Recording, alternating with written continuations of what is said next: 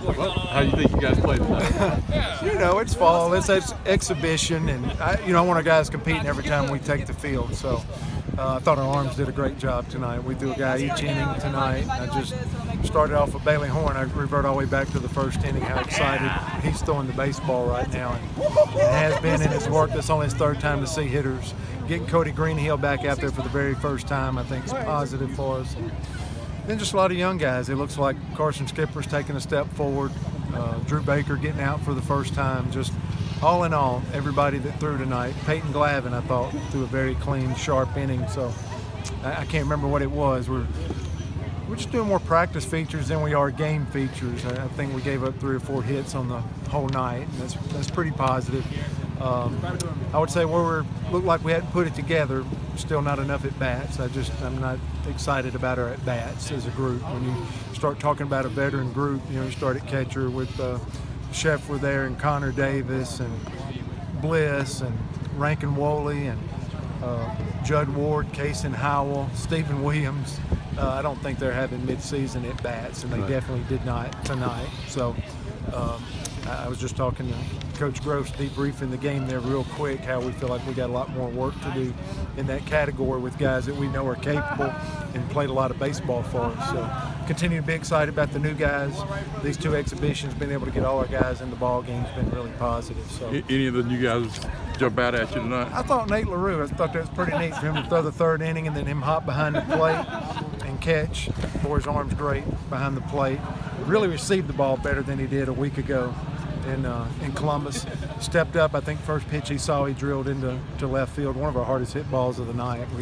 We popped it up a lot tonight. We rolled over ground balls, and that was one of our hardest hits of the night. What's realistic for him? Is it realistic for him to do that when it matters? It's hard. It hadn't been done a lot in our league. Right.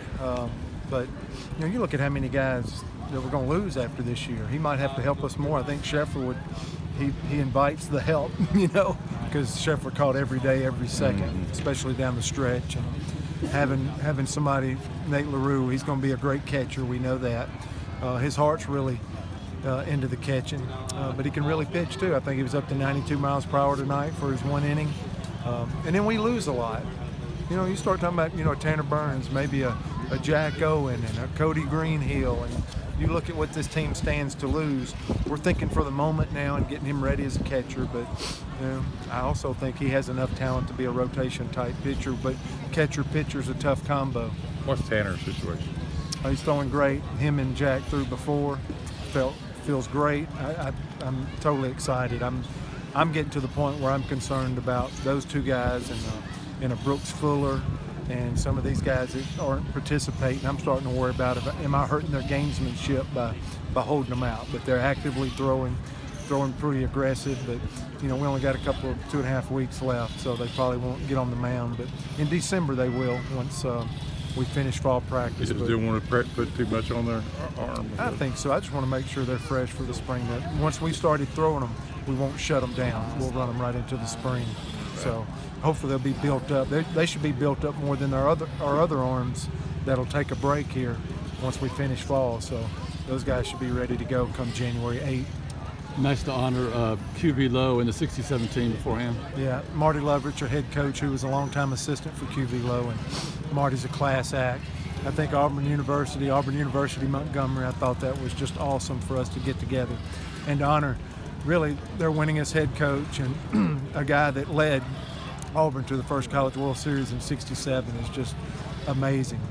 And I don't know if anybody got video of that first pitch, but he threw to one Auburn catcher and one AUM catcher, QV Lowe, how talented this guy was. He threw 2 balls at one time, and both guys caught their respective ball. But to honor him, a guy that was a huge part of Auburn, a huge part of AUM, for him to have a special night, I hope it was a really neat experience for QV. We did something on Garrett. Is it Farquhar? Is that who you said?